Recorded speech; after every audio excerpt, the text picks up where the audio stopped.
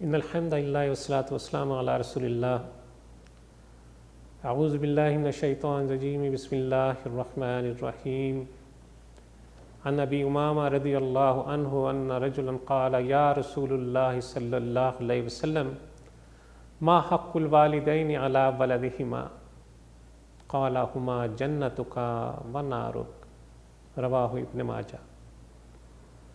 ابو امامہ رضی اللہ عنہ سے روایت ہے، ایک شخص آیا، اسے رسول اللہ صلی اللہ علیہ وسلم سے دریافت کیا کہ یا رسول اللہ صلی اللہ علیہ وسلم، اولاد پر ماں باپ کا کتنا حق ہے؟ آپ صلی اللہ علیہ وسلم نے ارشاد فرمایا کہ وہی تمہاری جنت اور وہی تمہاری دوزخ ہیں۔ اس مختصر سی حدیث مبارکہ میں رسول اللہ صلی اللہ علیہ وسلم نے والدین سے حسن سلوک کو بڑے ہی بلیغ انداز میں سمجھا دیا۔ فرمایا کہ وہی تمہاری جنت اور وہی تمہاری دوزخ ہے۔ مراد یہ ہے کہ اگر تم ماں باپ کی فرما برداری کرو گے، ان کی خدمت کرو گے، ان کو راضی رکھو گے تو جنت کو پالو گے، اور اگر اس کے برعکس والدین کی نافرمانی کرو گے، انہیں ناخوش رکھو گے، تکلیف پہنچاؤ گے تو جان لو پھر تمہارا ٹھکانہ دوزخ ہے۔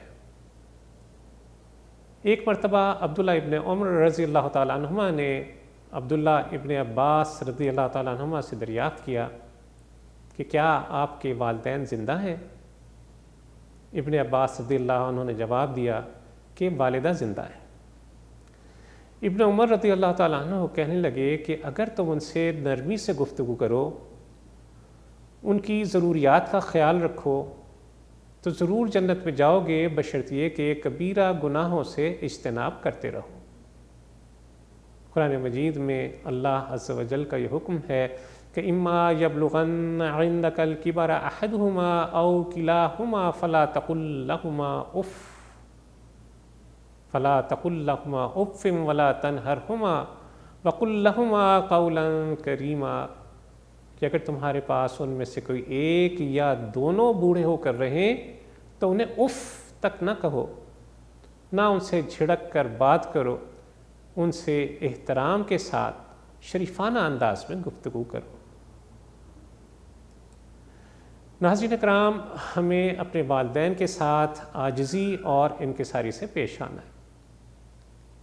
کیوں؟ اس لیے کہ یہ اللہ عز و جل کا حکم ہے، وَاخْفِضْ لَهُمَا جَنَاحَ الذُّلِّ مِنَ الرَّحْمَةِ، کہ نرمی اور رحم کے ساتھ ان کے سامنے جھکے رہو، ان کے لیے رحم دلانہ اطاعت کے بازو جھکائے رکھو، اور عاجزی اور نرمی کے ساتھ ان کے آگے بچھے رہو۔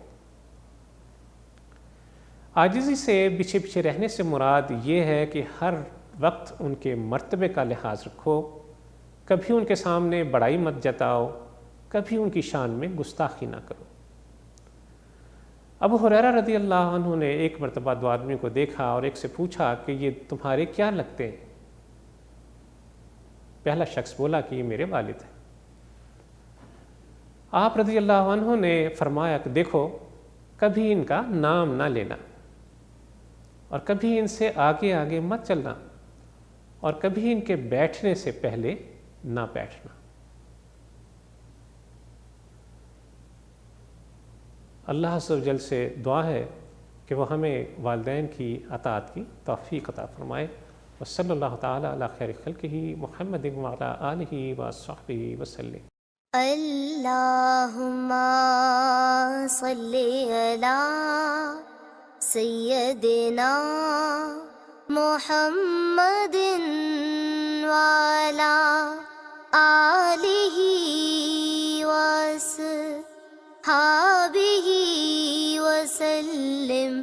اللہم صلی علی سیدنا محمد وعلی آلہ وصحبہ